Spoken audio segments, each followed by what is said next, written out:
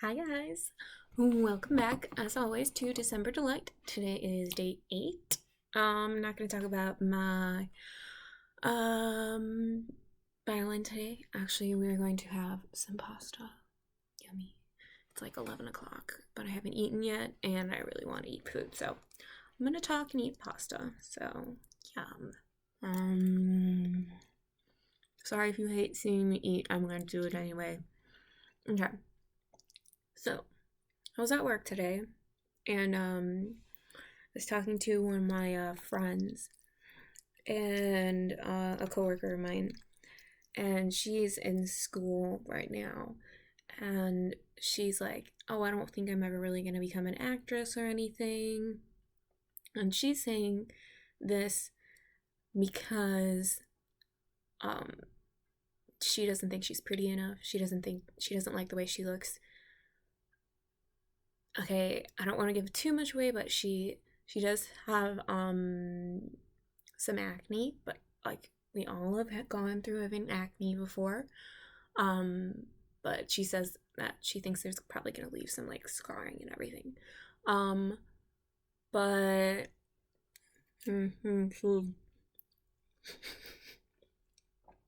but like she thinks that is going to completely make it impossible for her to ever get an acting job.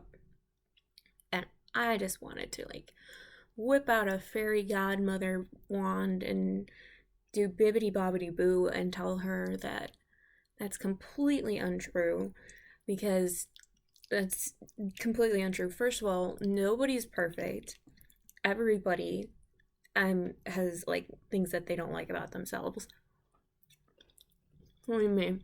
I have plenty of things I don't like about myself. Um, it's harder to tell somebody else this than to like actually believe it for yourself. But like you have to kind of believe it for yourself before before you can actually do anything.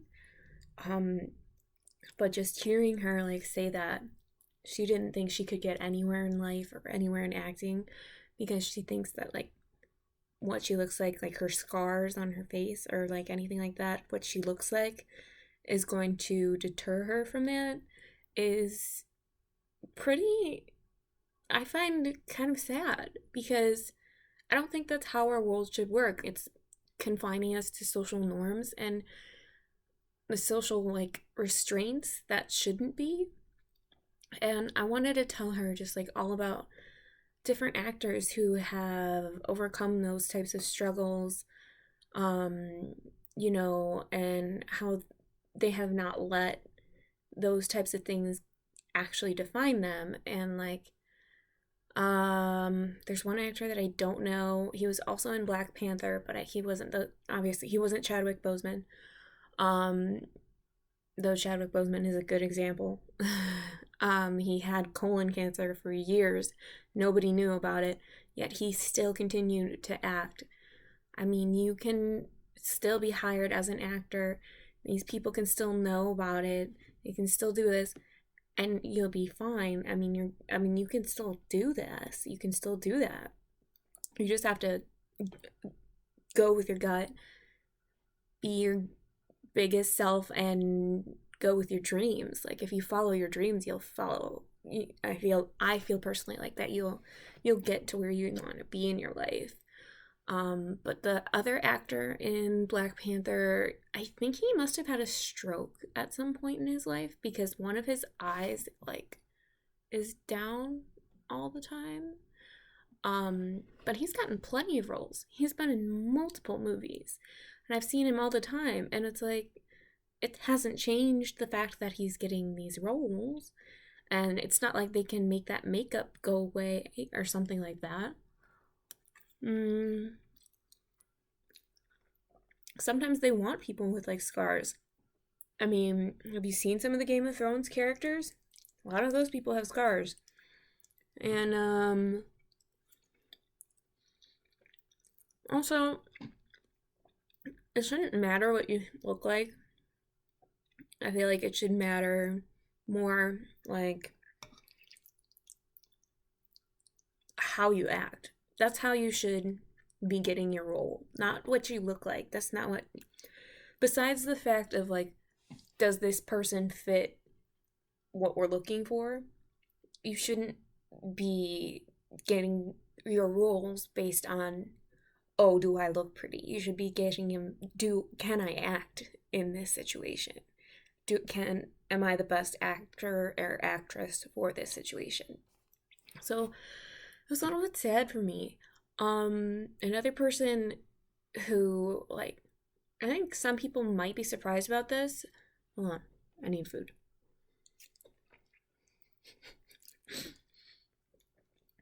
Um, who's like gone through a lot of hell actually. Is Emilia Clarke, and she plays Daenerys. If you don't know who that is, that's sad. I'm sorry for you, your poor soul. Um, all of our poor souls. Anyway, yes. So Daenerys Targaryen, she's the very blonde-haired woman in Game of Thrones. Um, she actually had. Hold on, let me do this. I have to look it up because I looked this up because I wanted to make sure I got my facts straight. I learned that she's had 2 brain aneurysms. Yes. Those things can be like those kill people. She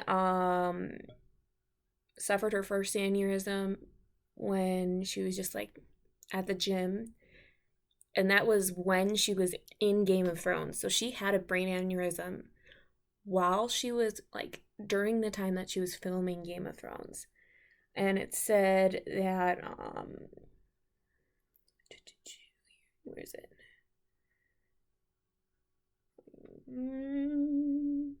Okay, so she suffered a subarachnoid hemorrhage or bleeding in the space that surrounds the brain, but miraculously, she was back to work on season 2 of Game of Thrones just 6 weeks later. That's for her first brain aneurysm. That's insane.